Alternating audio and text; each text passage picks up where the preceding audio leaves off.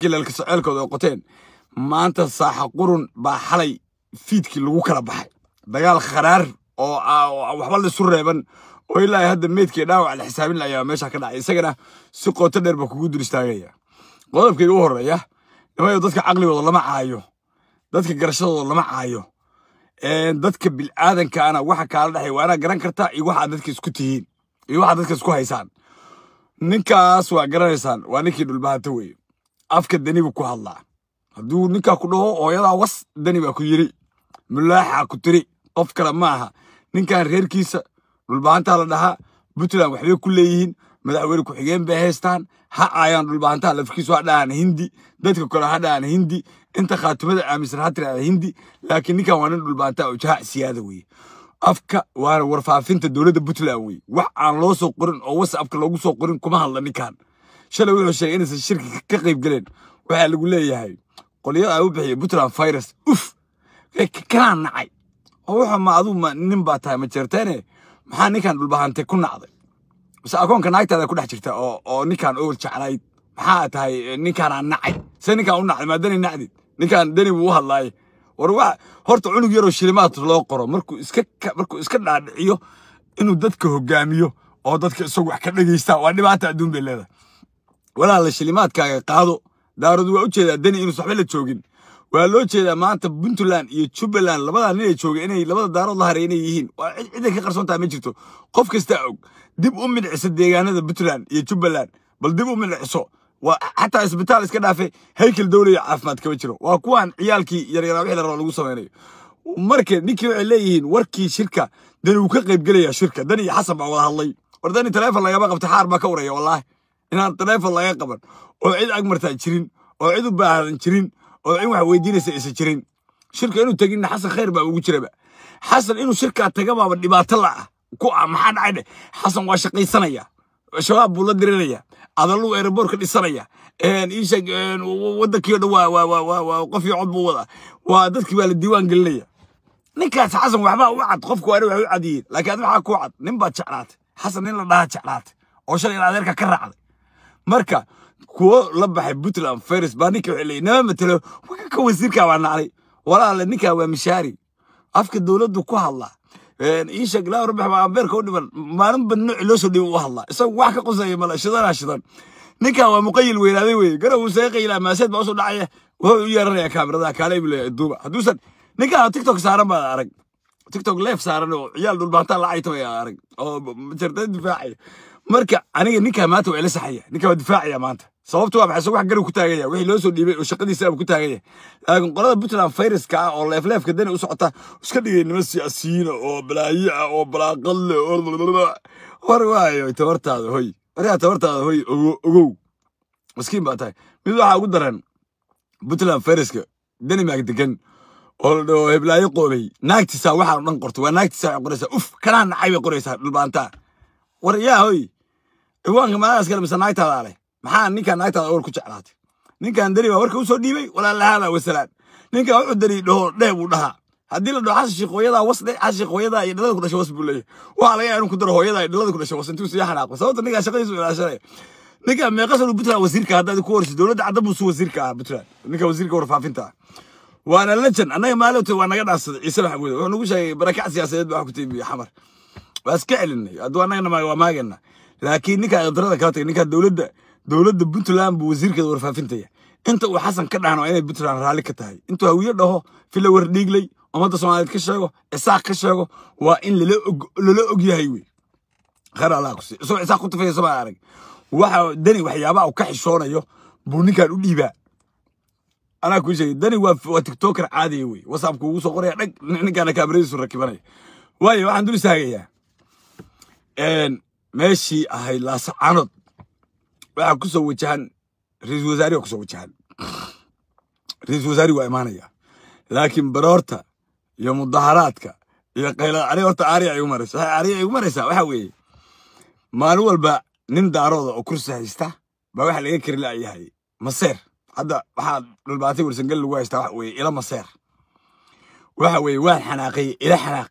war dadka danaha ka dhaca hadda ceergaabe xagee ku ogey baabuurtii warsangali u soo dhigtay 74 gaari ah baa Allah lagaaga furfuray isaaqna weji kuma hayo boqol jeer baa kuu sheegay isaaq waa qabiilistayaal wey isaaq dhulka uu ku taamayo wuxuu maraa banka qow boosaaso dusheeda ba xadkoodu maraa xadkooda kale iyagu sheegayaan wuxuu maraa meesha la dhaho garow dusheedu maraa iyo yuucadu maraa intaas nin ka dhex guuxayso oo u waashay oo la yiri maanta inta keentid baa ictiraafinaysa ba waxa leedahay way dhisaya saasa waxa u dayacday tolka warsangeli u dayacday sidaasa maamulkii Puntland dadkii kula dhistay u dayacday isasi khaatuma soo hartay ana canshuur siiya war maxaa kan hadda aan sheegay hindiga meesha ka qabanaya hadda nimanka canshuur siis isaga canshuur bixiya wala lamiirka ku soo noqdo maskax degan ku fakar baabulashka iyo shirkadaha iyo dekadaha dadka ku isticmaalaya yaa laga kala cararin hadda ani tambe berbera ku noqon karaan ana maxay tahay berbera hobbiye kala degi karaan oo waxay kala degi karaan nimanka habar gidir bay wax la xiran karaan leen la xiran karaan oo halka intay maraan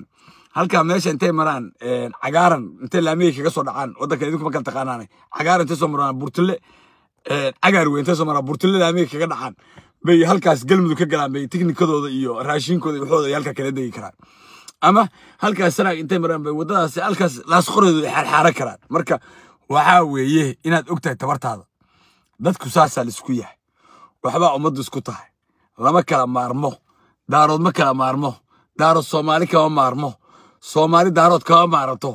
laakiin nimanka deegaankooda khaatuma la dhaha ictiraafkooda waxay helayaan hadda maamulkooda u sharciyeysan waxay helayaan kaliya wixii beesha caalamka iyo in xildhibaanada soo xushaan iyo in adiga inta kula joogto tolwaatolane ha kula joogto adigu ku tuugso laakiin inta ka maqan oo majority-ga ila dadku majority ka maqan caalamka ilaashanaya yaa Allah subhanahu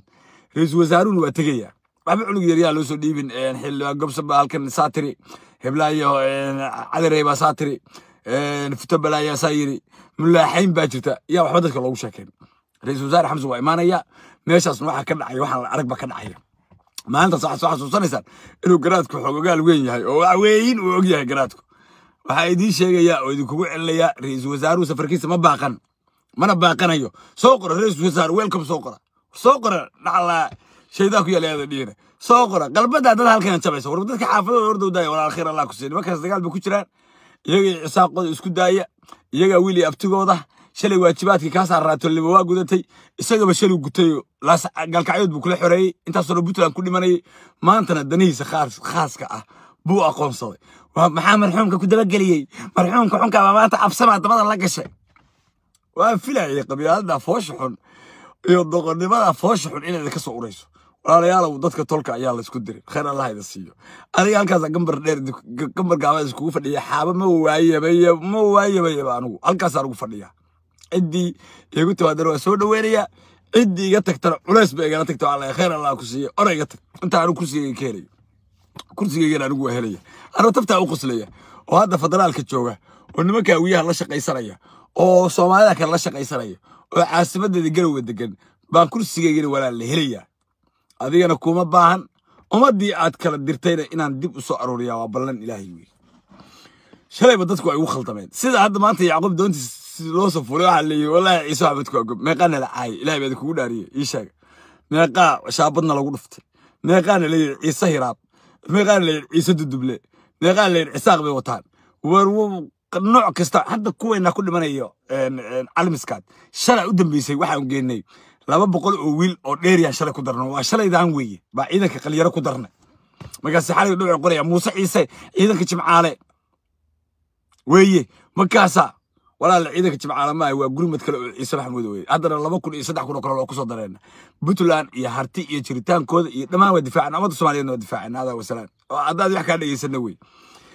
way waxaan dul istaagay meeshii nimankii laalkase horta meeshan dagaal meeshan waa inaad si fiican u fahantaa inta laalkase u imaan nimanka Sacad maxay raadinayaan kursiga galmudug bay raadinayaan